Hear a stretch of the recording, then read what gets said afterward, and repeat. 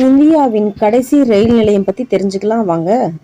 India வங்காளதேச எல்லையில் அமைந்துள்ள சிங்காபாத் ரயில் நிலையம்தான் அது. இந்தியாவின் ரயில்வே அமைப்பில் இது ஒரு தனித்துவமான இடமாகும். பிரிட்டிஷ் காலத்தில் நிறுவப்பட்ட சிங்காபாத் ரயில் நிலையத்துக்கு சுபாஷ் சந்திர போஸ் மற்றும் மகாத்மா காந்தி போன்றவர்கள் வருகை தந்துள்ளனர். சுதந்திரத்திற்கு முந்தைய காலங்களில் கொல்கத்தாவிற்கும் டாக்காவிற்கும் இடையே ஒரு முக்கியமான பாதையாக செயல்பட்டதால் பயணம் மற்றும் வர்த்தகத்தை எளிதாக்கியது. 1947ஆம் ஆண்டு இந்திய பிரிவினைக்கு பிறகு இந்த நிலையத்தின் முக்கியத்துவம் அதிகரித்தது. இன்று சிங்காபாத் ரயில் நிலையம் முற்றிலும் மாறுபட்டதாக உள்ளது.